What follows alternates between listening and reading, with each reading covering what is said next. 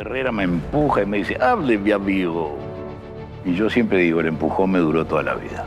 El poder se ejerce en soledad, que es una de las dimensiones más dramáticas. ¿Cuál fue el mayor error o la mayor autocrítica que haces? Dimos la inyección sin pasar el algodón primero.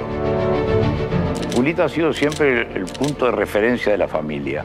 Yo le debo la mitad más uno de todo lo bueno que he hecho en la vida. ¿Qué es para un padre ver a un hijo convertirse en presidente de la República? Un honor, un orgullo y una preocupación. Me dice, señor expresidente y querido padre. Y yo me paré.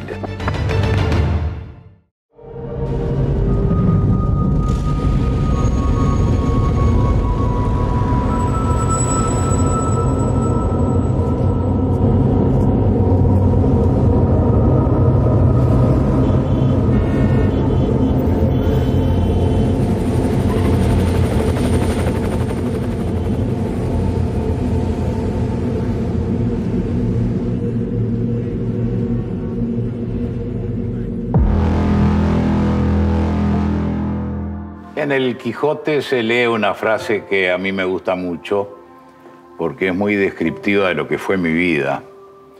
Mejor en el camino que en la posada. Es decir, camino, acción, angustia, éxito, fracaso, en vez del reposo. Y yo a esta altura que ya estoy haciendo un poco el redondeo de la vida con 79 años, me he dado cuenta que siempre he estado en el camino.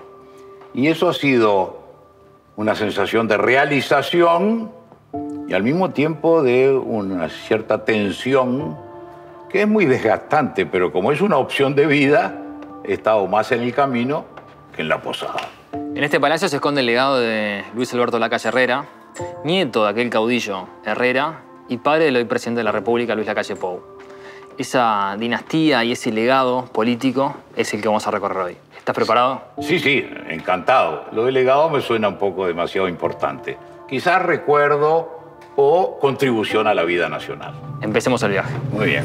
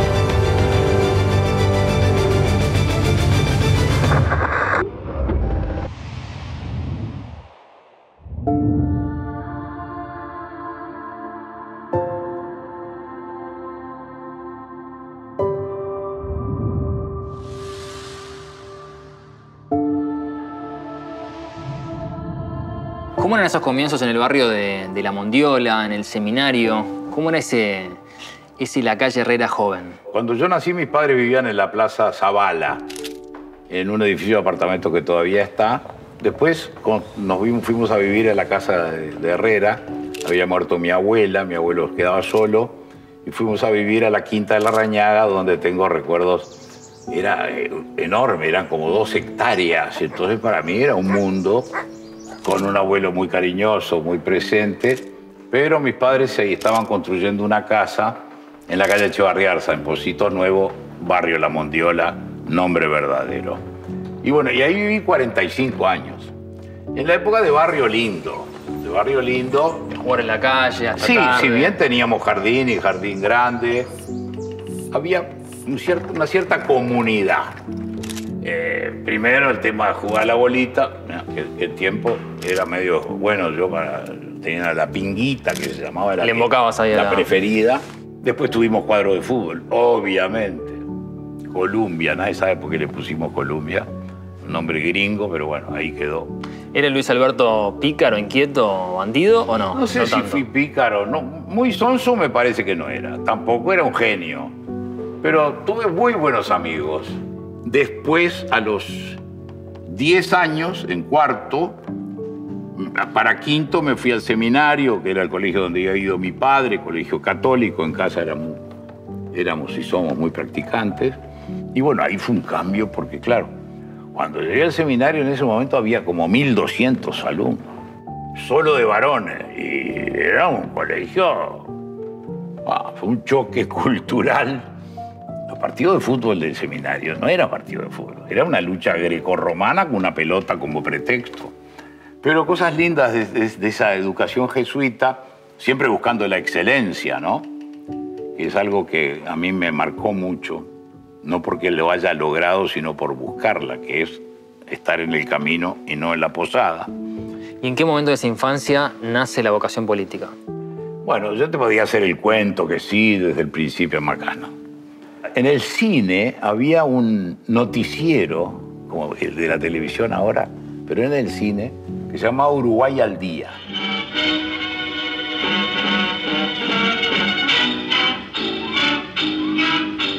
Entonces, antes de ver una película, yo qué sé, de Cary Grant o de John Pasaban Wayne... las noticias.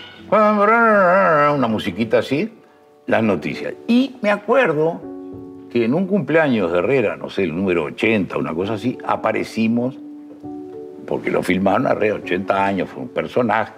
Y ya me empecé a dar cuenta que era un abuelo que además tenía otra beta. Otra notoriedad. Me fui dando cuenta al punto que en el año 58, yo tenía 17 años, no pude votar a mi abuelo, se hace la gira que Herrera hacía por todo el país, que era la última, tenía 85 años.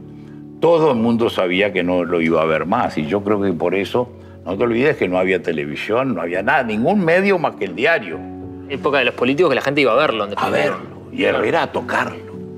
A tocarlo. Y era una cosa bíblica. Arranca la gira, yo arranco junto con la gira en un jeep con un grupo, salió de La Rañaga, de la Quinta, hicimos Maldonado y Rocha. Y yo tenía que volver porque estaba dando exámenes de preparatoria. Y mi madre, un buen día, estando en Melo, me llama por teléfono y me dice: mi hijo, tenés que venir a ver esto porque no lo vas a ver mal. Entonces, me llevan a mí hasta la entrada a Minas, es decir, camino a 33. Me dice: acaba para pasar el ómnibus, te van a levantar. Me quedé medio solo ahí. Ya empezaba a anochecer y de repente sentí la sirena. Y le hago señas al ómnibus, paré, le di un abrazo a abuelo, al viejo Herrera. Y este es el anillo de él. Y bueno, y ahí asistí al espectáculo increíble de aquel hombre, ¿no? El fervor, para tocarlo. Nosotros nos pisoteaban. Él siempre iba así, lo llevaba a la muchedumbre y creo que ni tocaba el piso. Ya había hablado por primera vez, me acuerdo, fue un 3 de agosto del 57, en la esquina de General Flores e Industria, ahora José Cerrato. Cada vez que paso me acuerdo. Y bueno, y yo quería improvisar, porque me parecía horrible leer. Era como de segunda. Ese era tu primer discurso político, de alguna forma. Te tiran ahí adelante y te mandan a... No, eso fue el segundo. El primero yo iba con una tarjetita, me había hecho un ferrocarril, no sé si le dicen ferrocarril ahora, cuando se hace para copiar en los escritos, pero quería...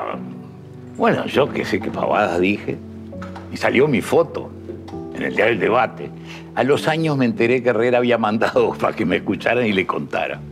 Y la segunda vez, esa fue muy linda, estábamos en Florida, también una asamblea muy multitudinaria, y en eso Herrera me empuja y me dice: hable, mi amigo. Y me manda para el micrófono. Te mandó al frente.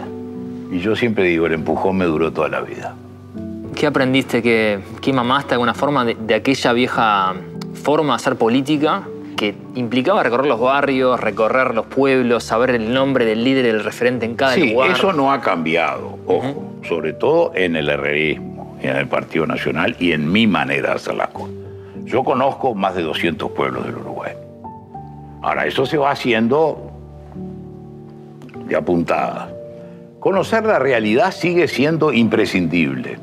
Y conocer la realidad hay dos maneras. Una, leer muy fundados informes científicos, sociológicos, que sí, que los niños, que la pobreza, que los que van a la escuela, que no van a la escuela, que la carretera. Pero con eso no alcanza. Hay que embarrarse los zapatos. No, hay tanto desempleo. No, estar con una persona que no va a trabajar hoy ni va a trabajar mañana. Y verle la cara. Y eso baja todo lo que sea estadística a la dimensión humana. Porque esto es todo un tema de relación humana. ¿Y en aquellos momentos de los primeros discursos, usted ya tenía esa visión de ser presidente? ¿De aspirar al máximo? Tampoco, te podría decir sí, siempre lo tuve presente en Macana. Tenía una tendencia, actué, hablé. Una ambición. Sí, el deseo de primero ser diputado, de primer escalón. En el 62 voté la primera vez, voté en Flores. Y después ya en el 66 cometí el error de ser candidato a diputado. No estaba, tenía 25 años, tenía la edad exacta. No fui electo. Y después en el 71 entré a esta casa, en la cual yo había prestado servicio como secretario de bancada del herrerismo. Entré aquí el 15 de febrero del 71, del 72, y me fui el 73. Me fui encapuchado.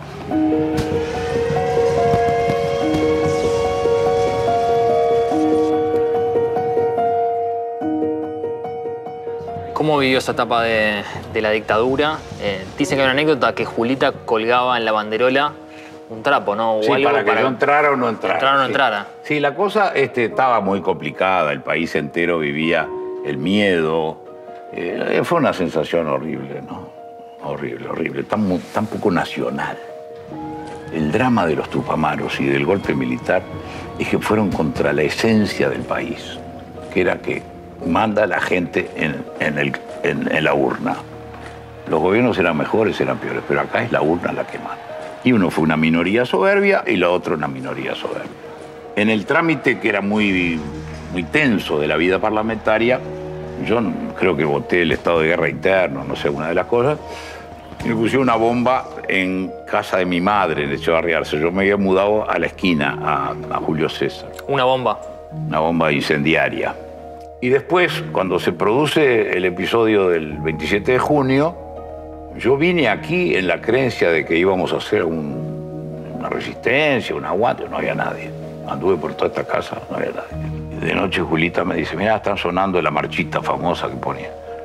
Disolvieron las cámaras. Y le dije, bueno, mañana me preocupo, y seguí durmiendo.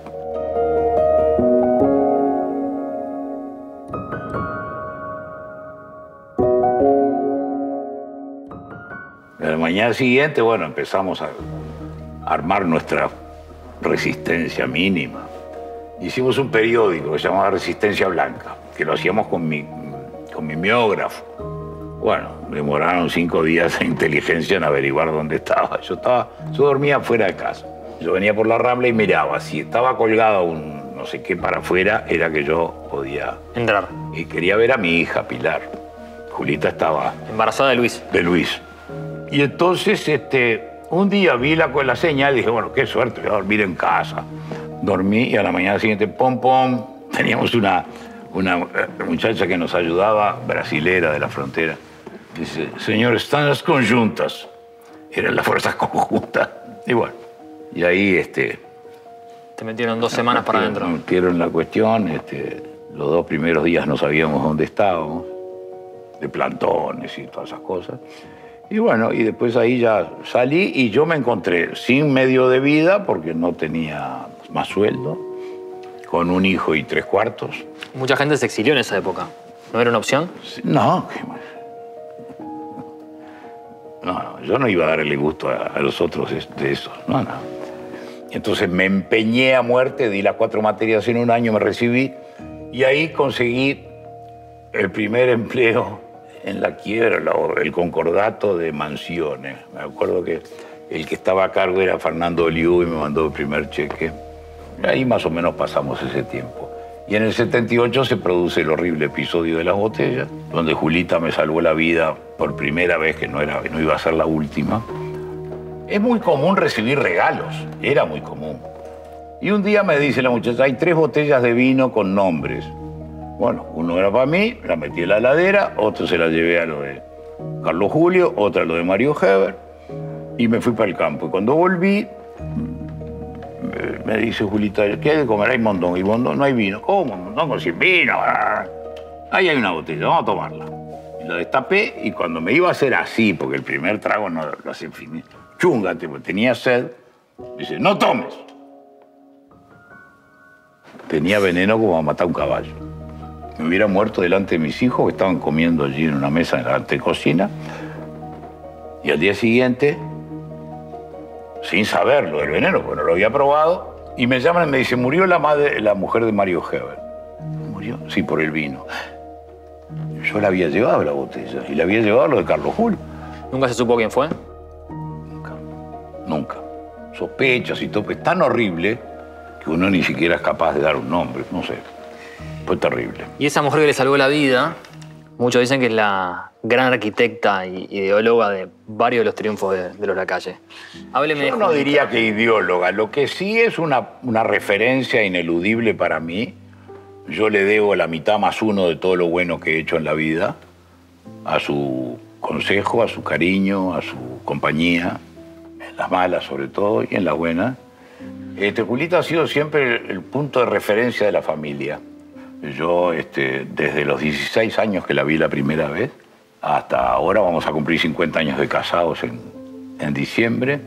¿Cómo fue que se conocieron? Yo estaba en casa de una amiga de ella, un sábado, tan antigua es la historia que yo estaba con traje cruzado, corbata. Un dandy. Tenía, bueno, gomina, todo bien gomina. Y yo tenía 21, Julita 16. Y ahí nos conocimos. Julita dijo, ¿quién es ese señor? Ya había pisteado. No, pero había una distancia, un señor. Y esto de la pinta, dicen que usted era muy kennediano, por Kennedy. Kennedy era muy lacayista. ¿Ah, sí? ¿Cómo hacer? Porque a pinta no le debo nada. No le debía nada. Creo que tenía una relativa buena pinta. Julita muy bonita. Y entonces la propaganda del año 89, por ejemplo, fue muy en base a la familia, con los chicos, en la playa. Y bueno, éramos un matrimonio joven, atractivo. Habíamos hecho los deberes políticos. Y creo que en el 89 la imagen familiar y todo hizo mucha fuerza para que pudiéramos ganar. Claramente lo que vio con Herrera en esa recorrida por el país lo sedujo, esos primeros discursos públicos. Ahora, ¿por qué internamente la vocación política? ¿Qué es la política?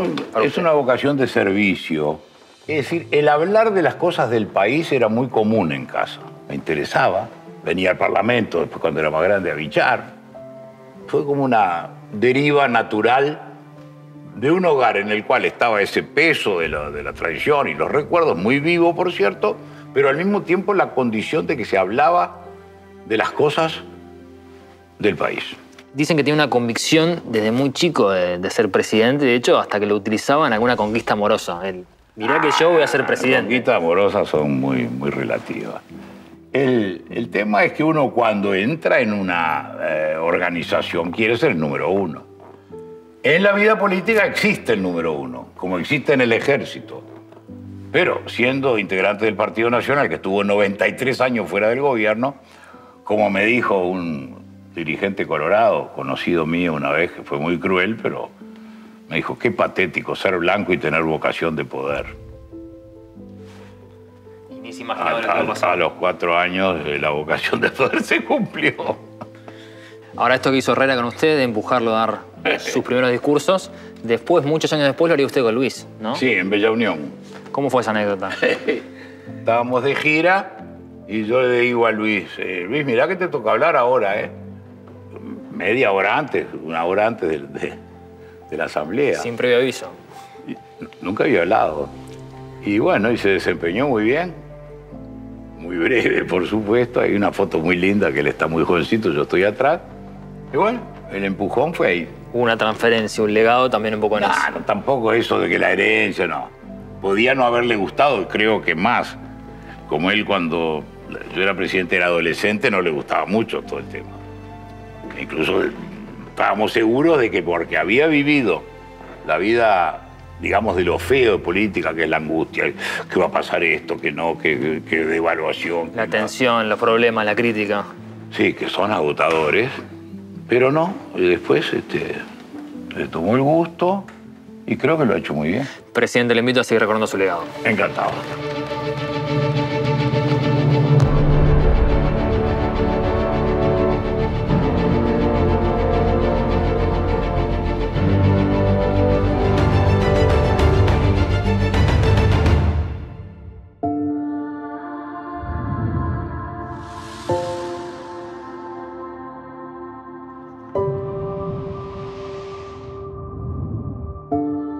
Qué lindo estar acá de nuevo. Doctor, bienvenido a la sala de ministros. Sí. ¿Habrá estado alguna vez que De otra tanta acá, no? jornada tan linda, sí, por cierto. Un gusto. Le invito a sentarse.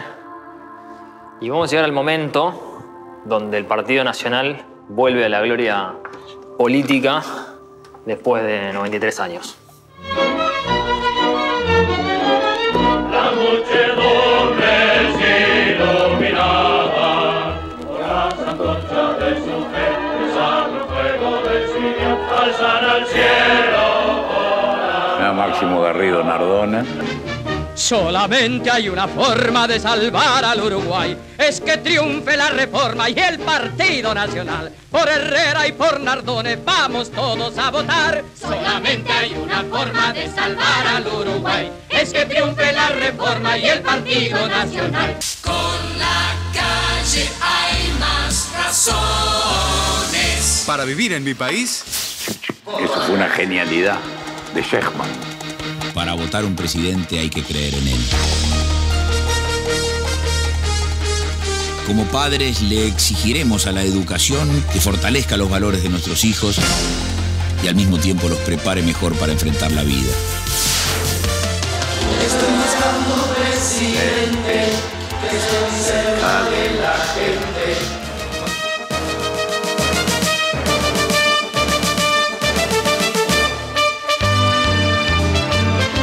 por todo el país. La calle está presente.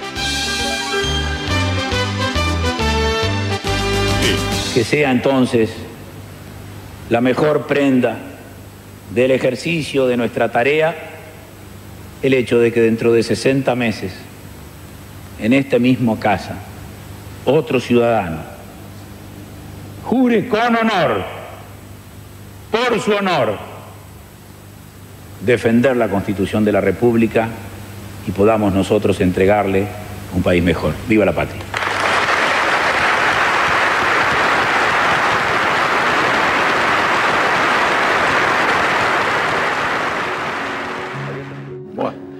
¿Cómo fue esa campaña del 89 donde sube a toda la familia en ómnibus y se va a recorrer el país? La noche de la elección del 84, que fue de mucho éxito para lo que era el Consejo Nacional Herrerista en ese entonces. Nosotros votábamos a Alberto Sumarán y Gonzalo Aguirre, pero con una lista al Senado distinta. Yo empecé a hacer una doble tarea. La recorrida a los 200 y tantos pueblos, la visita a lugares de interés, cooperativas, empresas, a sindicatos, y al mismo tiempo en el Senado tratar de que no hubiera tema importante en el cual yo no estuviera. Bueno, no voy a dar los detalles, pero salió bien. Y en el 89, cuando se acercaba, todavía había ley de lemas, es decir, los partidos tenían más de un candidato. Yo proclamé mi candidatura y a los pocos meses se murió Wilson, que produjo un gran revuelo y un gran reordenamiento interno dentro del partido. Y se presentó el partido con la fórmula Sumarán García Costa, Lacalle Aguirre, Gonzalo, y Carlos Julio y Uruguay Turné. Y ahí el Partido Nacional superó al Partido Colorado. No olviden que la dialéctica era blancos contra colorados todavía. No había balotaje. En el 84, el Partido Colorado le ganó al Partido Nacional por 116.000 votos, cuando ganó Sanguinetti sobre Sumarán. 5 años después, ganamos por 176.000 votos sobre el Partido Colorado. O sea que casi 300.000 de punta a punta. ¿Y cuál fue la clave del éxito de esa campaña? No sé, yo creo que un poco la juventud, la novedad, al mismo tiempo una muy buena estructura del antiguo herrerismo que le dimos vida, la mantuvimos, una propuesta más de centro. Yo creo que la propaganda fue cero error. Curiosamente no tuvimos agencia de publicidad. ¿Una campaña sin agencia? Sin agencia. Tuvimos, sí, una gran contribución de Eduardo Shechman, que era un maestro para hacer jingles. Y estoy buscando un presidente. Era creación de él. Era creación de él. Nosotros teníamos en la calle con esas letras muy características, que no sé cómo se llaman técnicamente, son redondas. Y me dice Shechman, vamos a gastar $800 más por algo que te voy a decir. Bueno, vamos. Vamos a ponerle una rúbrica a tu apellido. Y un ruido. Y el ruido costaba $800. Y entonces aparecía la calle y las 3 rayas que hacían así, hacían... Al final, no decía la calle la propaganda. Había una chica que venía con unos libros y se daba vuelta y decía, ¿yo?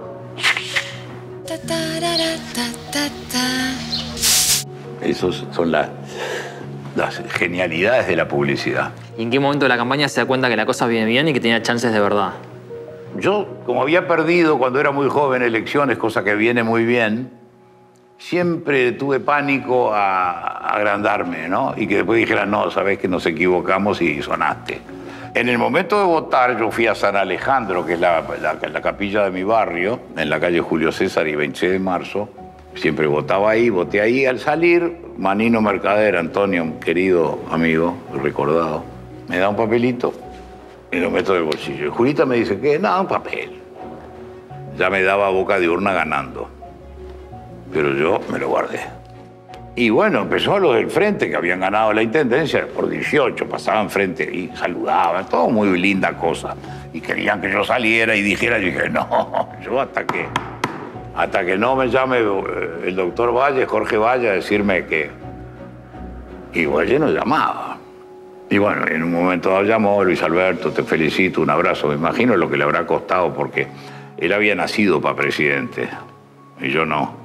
¿Y en ese momento qué sentiste internamente? ¿Te acordás de la llamada? ¿De qué te pasó? ¿Lo tenés vivido, el recuerdo? Sí, bueno, la llamada muy cariñosa, muy amable, pobre, me imagino. Y yo colgué y me salió como un grito, aullido, rugido. Me acuerdo que toqué el techo.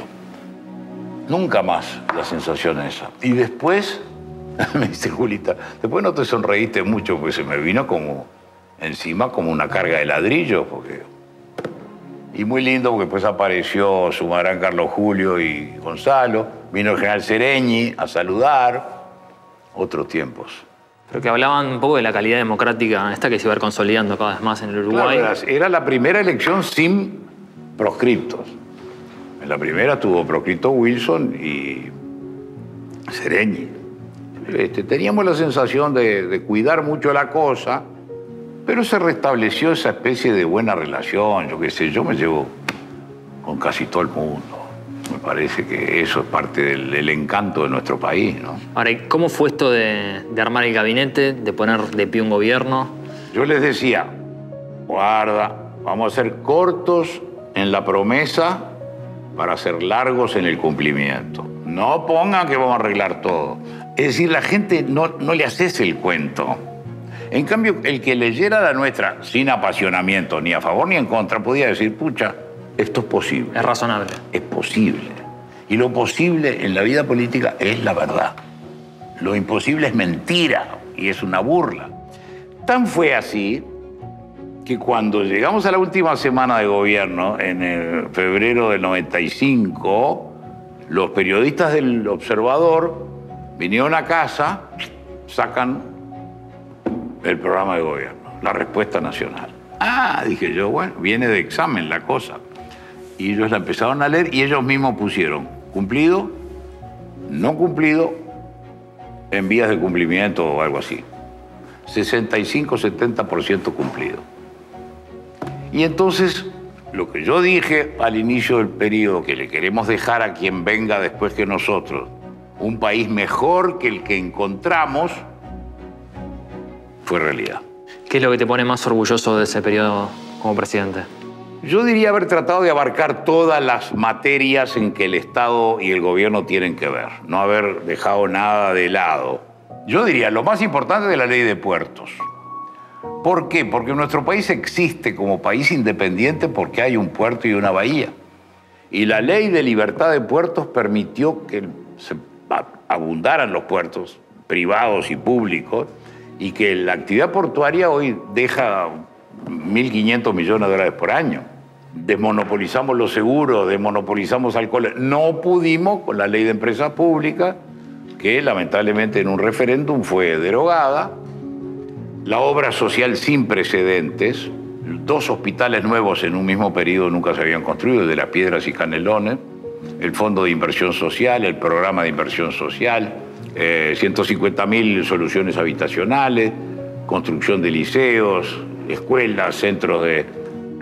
la terminal de ómnibus, acá los shopping de Montevideo, es decir, fue una gestión que se notó y después en lo económico estábamos en una inflación, atenti hoy, de 129% y la llevamos a 42% y después siguió bajando.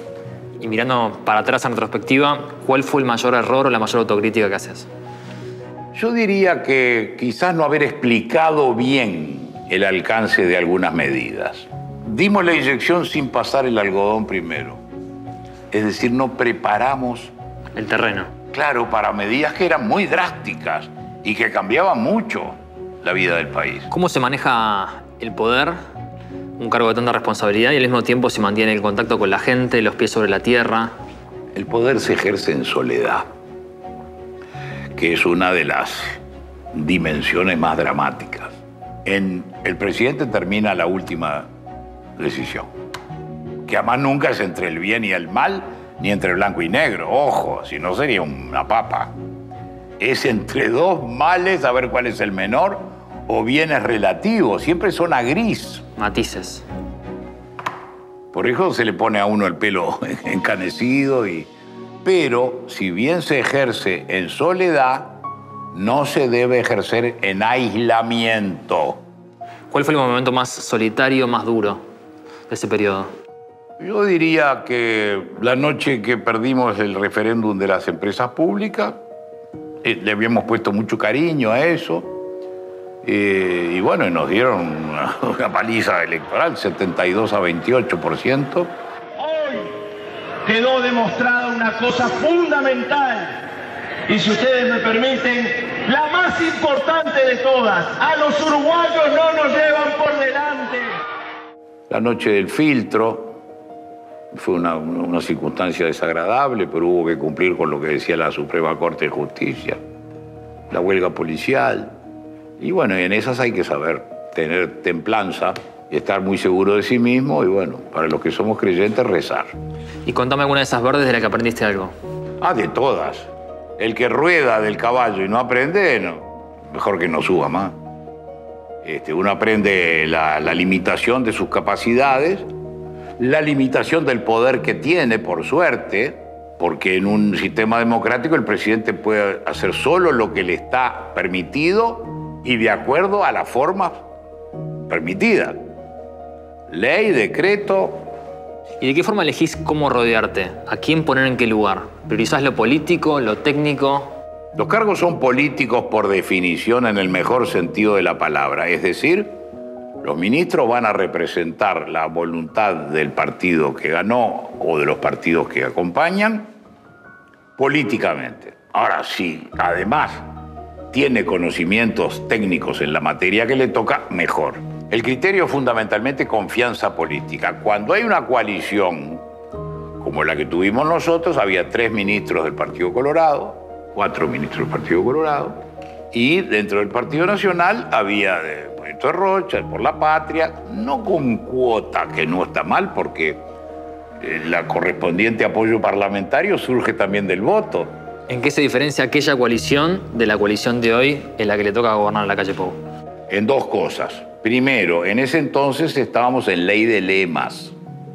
No había segunda vuelta. Ahora hay segunda vuelta. Y el presidente puede decir con propiedad, porque las cifras lo indican que él es mayoría entre todos los votantes. Es decir, la base del presidente actual, de Jorge Valle, de Tabaré Vázquez y de Mujica y de Lacalle Pou, es que puede decir, yo soy mayoría en todo el país. Y además yo creo que Lacalle Pou estuvo muy vivo, muy inteligente, muy estratégico, en que plebiscitó la coalición. Desde la interna él decía, vamos a tener que hacer un gobierno. En octubre mostraba los programas de los demás partidos. Estrategas del principio. Sí, miren que acá hay puntos en común, nosotros vamos a convocar, Pasa octubre y quedan él y Martínez y el ingeniero Martínez para la final y Luis cierra la coalición y la plebiscita. Muestra, yo acá tengo 56 votos de diputados y 18 votos del Senado para gobernar. O sea, la plebiscitó, la gente votó. ¿Cuántos votaron por eso? Nunca se sabrá. Pero mostró una solidez de planteo hacia el futuro muy importante. ¿Y cómo era su vínculo con los líderes mundiales? ¿El vínculo con Bush, por ejemplo? Con el presidente Bush, mayor, padre, muy buena relación. Nosotros logramos recomprar el 15% de nuestra deuda externa. Y eso tuvimos un gran apoyo del gobierno de Estados Unidos. Y después yo me seguí viendo con él, un hombre muy llano, muy ¿Esos encuentros cómo eran? ¿Usted habla inglés perfectamente? Bueno, no diría perfectamente, pero hablo. Yo siempre le decía a Menem, le digo, ¿viste, Carlos, que Clinton y Bush hablan conmigo el doble que contigo? Y sí, pues se te tenían que traducir. Se ponía malísimo, Carlos. ¿Cómo era su vínculo con Menem? Menem es un tipo encantador cuando quiere, ¿no? De una memoria, me acuerdo que un día entra a Anchorena y pasa, le dice, ¿cómo estás, Juancito? Juan, a partir de ese día, remeras con Menem, reloj con Menem. Tenía una memoria, una cosa bien de caudillo. Dicen que la gente inteligente tiene capacidad de síntesis, así que le voy a proponer que me... Entonces, no, yo soy larguero, así que inteligente no soy. Entonces le concedo una frase corta como máximo. A ver. Para que me defina algunos líderes mundiales. A ver. Si le digo Barack Obama... Primero, y el que rompió una terrible tradición norteamericana de la esclavitud. Donald Trump. Inculto.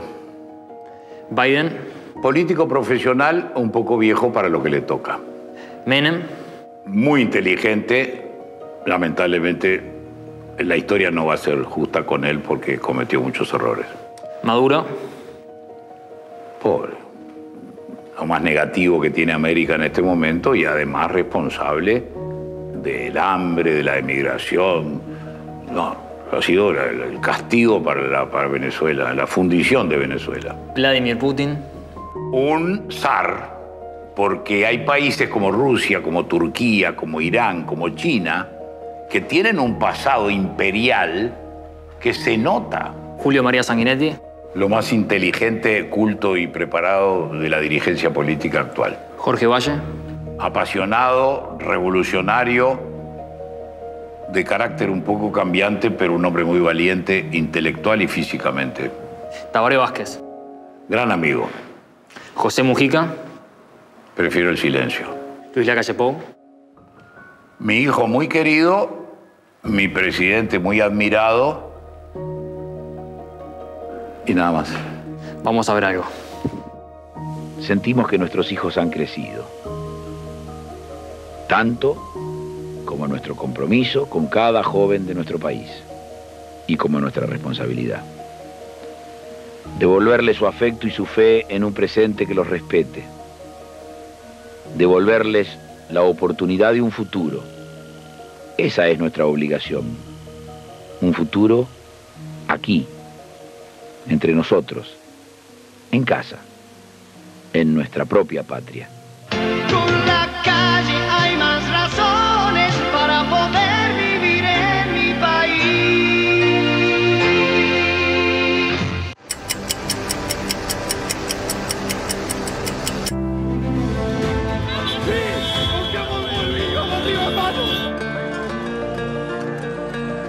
Estoy convencido que el Uruguay está en un punto de inflexión.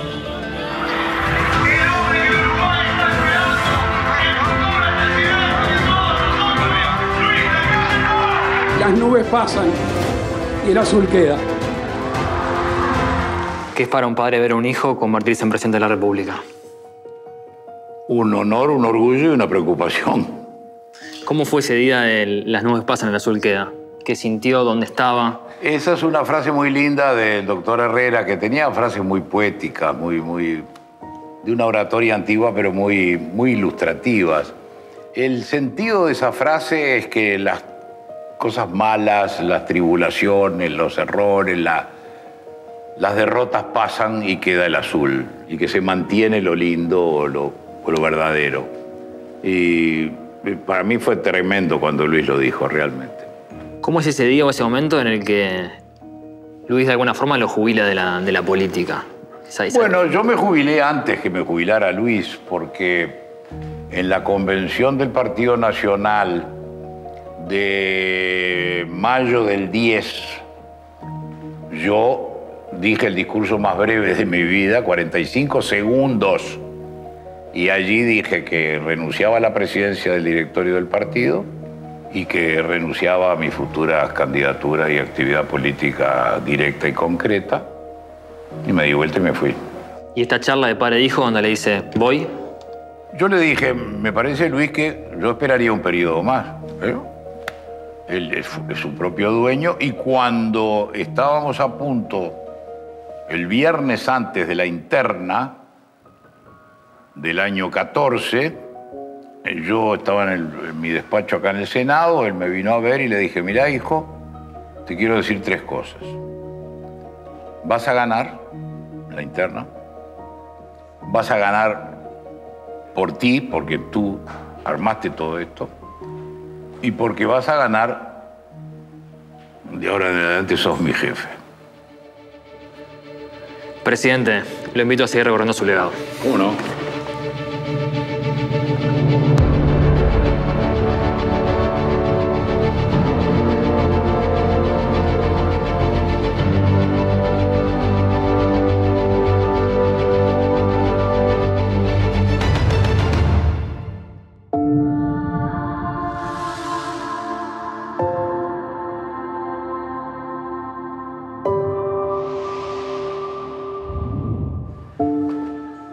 En los momentos de mayor oscuridad en el poder, ¿en quién o en qué te refugias? Y yo creo que hay 2 dimensiones. Una, en la propia conciencia, porque si uno actuó a conciencia y tratando de hacerlo lo mejor, tiene que quedarse tranquilo. Y después en Dios. Yo soy muy creyente, cada vez más, y rezo mucho. Me encomiendo a la providencia. ¿Nunca estuviste peleado con Dios? Yo me porté mal y él siempre me perdonó. ¿Es practicante de cumplir con los ritos, de ir a misa? Sí, fui casi todo el tiempo practicante, pero quizás con altibajos. Saliendo a veces de la norma. Desde hace 8 o 9 años ordené las cuentas. Yo soy educado por los jesuitas y hay una práctica religiosa muy buena que son los ejercicios espirituales que San Ignacio instituyó en el siglo XVI. Son 7 días de silencio absoluto y hay una instrucción del propio San Ignacio que va enseñando los días de autoexamen, examen de conciencia. Es el sauna del alma. ¿Y usted estuvo 7 días en silencio? Sí. Y es impresionante cómo eso... No nos damos cuenta cuánto hablamos. Cuando estamos en silencio no se puede ni siquiera pasarme el azúcar a la hora del almuerzo. San Ignacio era tan genio que en el siglo XVI, en ese instructivo, enseña a respirar y serenarse respirando antes de rezar. Parece una cosa yoga, ¿no es cierto? Bueno. Pero se aparta de la familia, se aparta de todo. Sí, esto es un pensionado que tiene la Compañía de Jesús en la calle Larrañaga y Caiguá, va Ferreira ahora, al lado de la iglesia, la capilla de Jackson. ¿Lo disfruta o lo sufre? No, lo disfruto enormemente. Sin perjuicio que hay momentos en que uno, en el análisis de la propia conducta, si es honesto en el análisis, se da cuenta de la metida de pata, ¿no? ¿Y en esta etapa de la vida qué lo emociona? Yo me sigo emocionando de las cosas de mi país, de la patria. Soy muy patriota a la antigua. Y bueno, mi partido. Cuando siento la marcha de Tres Árboles, cuando siento el grito de la gente, cuando recorro en la memoria los episodios del partido y ahora hasta lo último, sentir ese aplauso cuando Luis juramentó acá.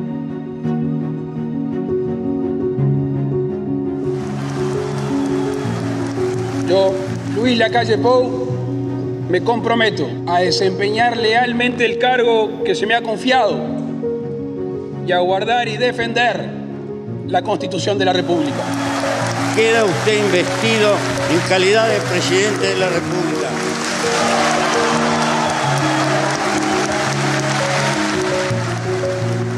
Se me mira a mí, que yo estaba en el palco, y me dice: señor expresidente y querido padre, Luis Alberto Lacalle Herrera. Y ahí se vino abajo, y yo me paré. Le decía así. Fue un momento realmente de esos inolvidables. Señor expresidente y querido padre, Luis Alberto Lacalle Herrera.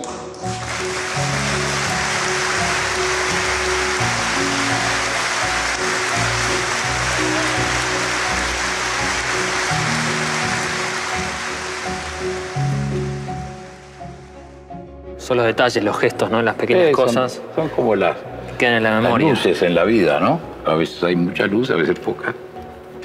Cuando hay poca luz, ¿qué es la oscuridad para usted?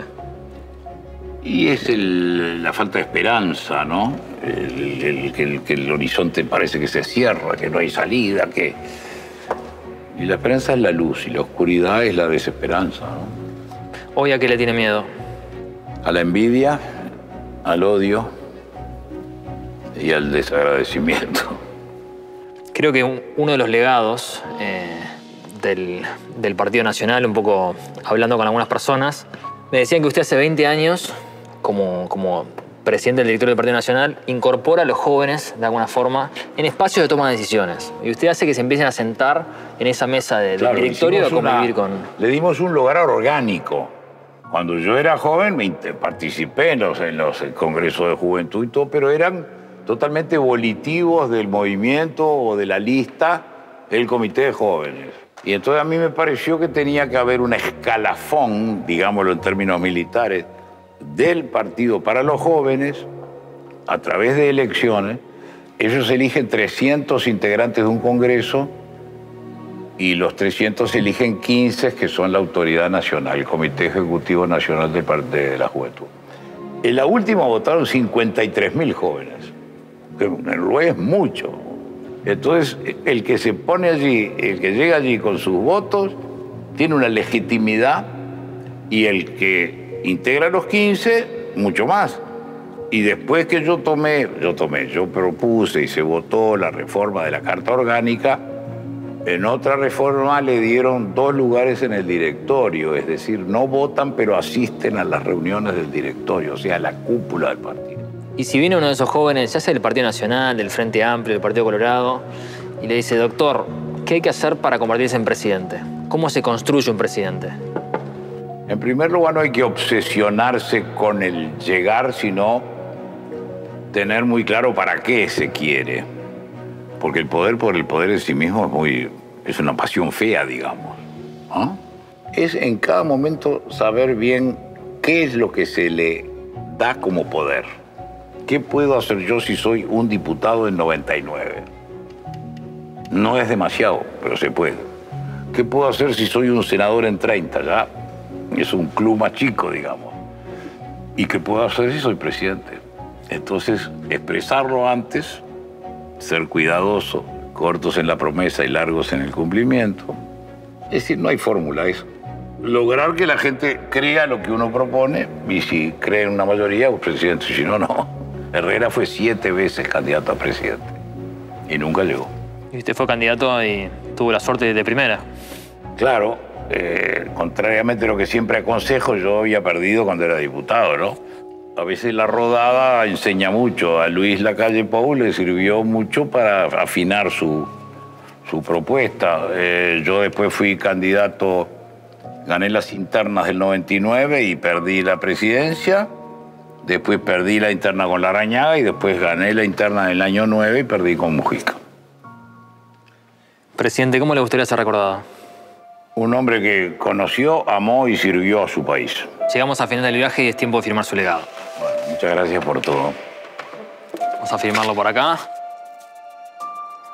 Y va a quedar para la posteridad. Bueno, esperemos que la posteridad demore todavía. No, por acá. Y para mí fue un honor acompañarlo y recorrer el legado de un hombre de Estado, de un hombre de familia. Gracias, Ignacio, y gracias a todo el equipo. Gracias, presidente.